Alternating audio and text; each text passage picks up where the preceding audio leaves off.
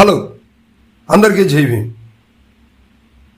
ఉమ్మడి ప్రకాశం జిల్లా, ప్రస్తుతం బాపట్ల జిల్లాకు చెందినటువంటి అద్దంకి నియోజకవర్గం, చీరాల నియోజకవర్గానికి ఒక ప్రత్యేకమైనటువంటి వారధి ఉంది అనే విషయం రాజకీయ విశ్లేషకులకు మాత్రమే తెలుసు. ఎందుకంటే అద్దంకి నుంచి పోటీ చేసి గతంలో ఎమ్మెల్యేగా పనిచేశారు. అదే స్థానం నుంచి పోటీ చేసి ఓడిపోయినటువంటి వ్యక్తి, అక్కడే మరలా గెలిచినటువంటి వ్యక్తి కరణం బలరామ కృష్ణమూర్తి గారు చీరాల అనూహ్య రీతిలో చీరాల వెళ్ళి 2019లో తెలుగుదేశం పార్టీ తరపు నుంచి గెలవడం జరిగింది. అయినా అప్పుడు ప్రభుత్వం అనుకూలించలేదు. ఆయన వైఎస్ఆర్సీపీలో చేరడం జరిగింది. ప్రస్తుతం 2024 ఎన్నికల్లో వైఎస్ఆర్సీపీ నుంచి పోటీ చేసి వాళ్ళ కుమారుడు ద్వారా పోటీ చేసి ఓటమి పాలవటం జరిగింది. సో ఇప్పుడు ఆయన పార్టీ మారతాడు, లేదా అద్దంకి నుంచి వైఎస్ఆర్సీపీ నుంచి పోటీ చేస్తారు, లేదా చీరాల నుంచి టీడీపీ కంటెస్ట్ చేస్తారని ఇట్లా గందరగోళ పరిస్థితులు కరణం బలరాం గారి మీద, వారి కుమారుడి మీద అనుచిత వ్యాఖ్యలు అనవచ్చు, లేకపోతే తెలిసి తెలియనిటువంటి పుకార్లు అనవచ్చు, జిల్లాలో బాగా హాట్ టాపిక్గా నడుస్తాం.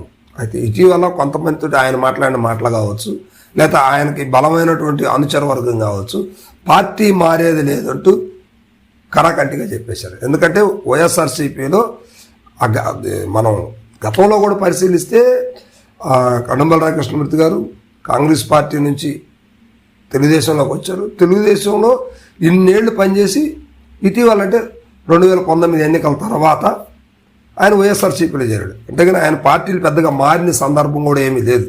సో మరి ఇలాంటి సందర్భంలో మరలా ఇప్పుడు పార్టీ మారేది లేదు, నాకున్నటువంటి గుడ్ విల్ ఉంది, నేను మారాల్సిన అవసరం లేదు, జగన్మోహన్ రెడ్డి గారితో మాకు మంచి సాన్నిధ్యం ఉంది, మాకు అద్దంకి నుంచి అయినా చీరాల నుంచి అయినా పోటీ చేయడానికి ఆయన ఎప్పుడు కూడా ఇష్టంగానే ఉన్నారు, మేమే అద్దంకి నుంచి పోటీ చేయలేకపోయిన వార్తలు కూడా ఆయన కొన్ని సందర్భాల్లో మాట్లాడటం జరిగింది.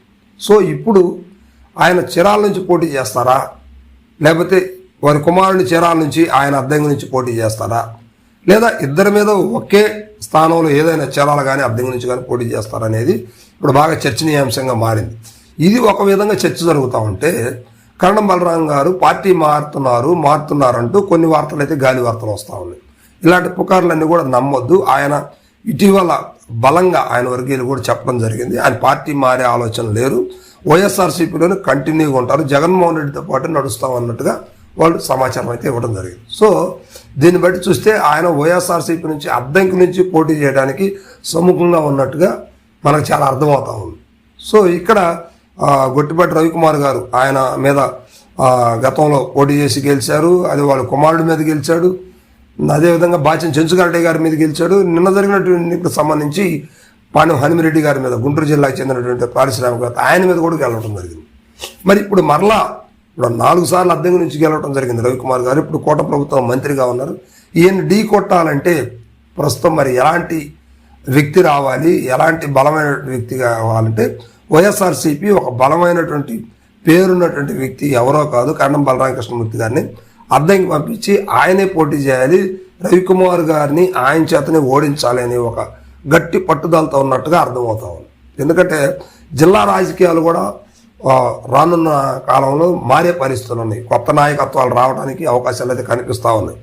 సో దీనికి సంబంధించి కరణం బలరామ కృష్ణమూర్తి గారు ఖచ్చితంగా అద్దంకి నుంచి పోటీ చేసి, అది కూడా వైఎస్ఆర్సీపీ నుంచి పోటీ చేయడానికి సమ్ముఖంగా ఉన్నట్టుగా కూడా తెలుస్తూ ఉంది. ఇక చీరాల విషయం అంటే తర్వాత అక్కడ ఉన్నటువంటి పరిస్థితులను బట్టి అక్కడే ఉంటారా లేకపోతే అద్దంకి వస్తారా అనేది కూడా కొంచెం క్లారిటీ ఇచ్చే పరిస్థితులు అయితే కనిపిస్తూ ఉన్నాయి.